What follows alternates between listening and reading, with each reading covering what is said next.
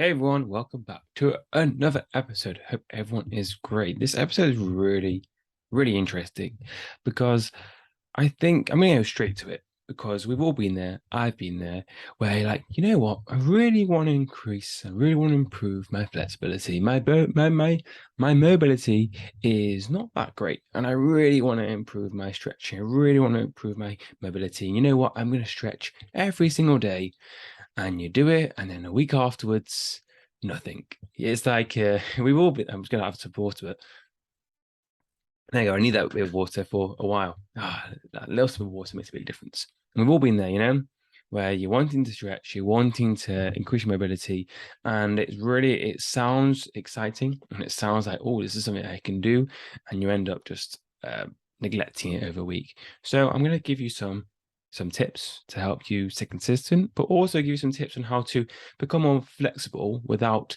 having the need to, I must stretch. And I'll also tell you about my journey, my experience with how I didn't stretch that much and I lift, and without doing that, I still increased my flexibility and still increased my mobility, which got to my personal best with squats without using a belt. And I think it's a big achievement for me because I remember 2 years ago, prior to that, I was lifting just below that, but I had really bad back pain, I had a really bad hip pain, and I was wearing a belt and my form was terrible. So that's something I'm going to also mention. So of course, I'm hoping that everyone has done this because New Year comes about and it's like, yeah, increased flexibility, and you want to do that, and then you think about a YouTube video with stretching. And so, oh, this is first time. That's really good. And then the week afterwards, you're like, yeah, I'll do it another time, and that kind of fades away, and you're struggling with that flexibility. So one thing I'm going to talk about, there's a few things. So we're going to talk about the beginning. We're going to talk about how to increase flexibility without stretching. And then, of course, yeah, stretching is good, but how can we maximize that? Because I feel like sometimes we we feel like we want to do it, but there's no real why for it. And if you understood the why behind you doing it, and if it was towards a goal, you're more likely to do it instead of, I'm just going to stretch today, I'm going to be more mobile, and great. But actually, if there's a real goal behind it, that's going to go to that's going to be the topic later. So first thing is without stretching is there's a few things. One, strength training. If you perform full range of motion whilst exercising, you're stretching so much than you are utilizing a lot of stretching, and it's going to be really helpful for your mobility and everything.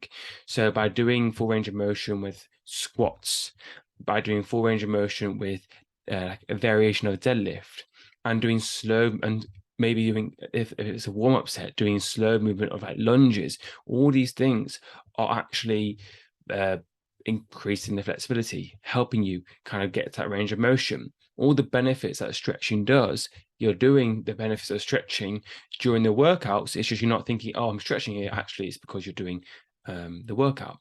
And that will be, so incorporating strength training, incorporating full range of motion, it's actually really good.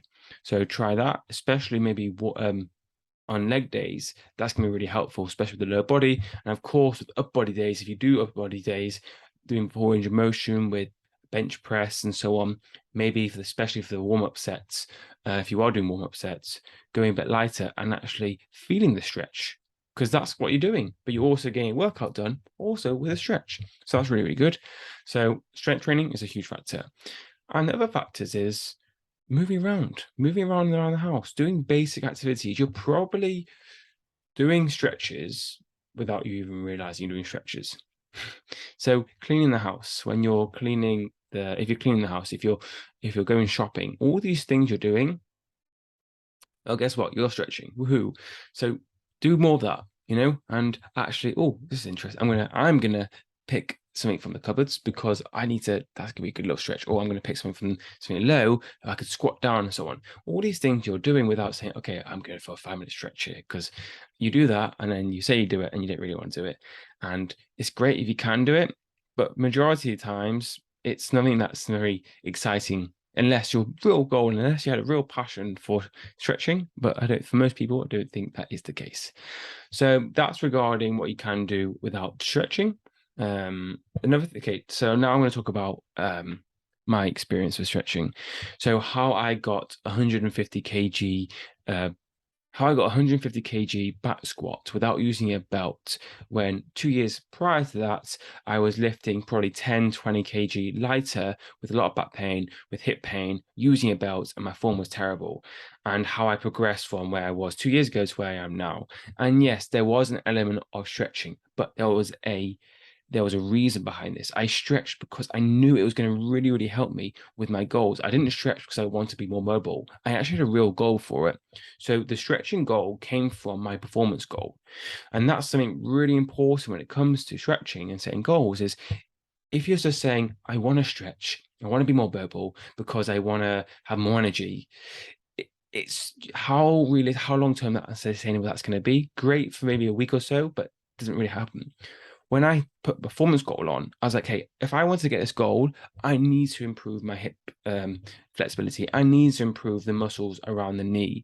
And so before my leg day, I will be doing 10, 15 minutes of just pure stretching before my squats so that my squat performance was going to be better. Now, if I didn't have a performance goal, squat goal, most likely I would have neglected the stretches because I should do some warm-up sets and so on.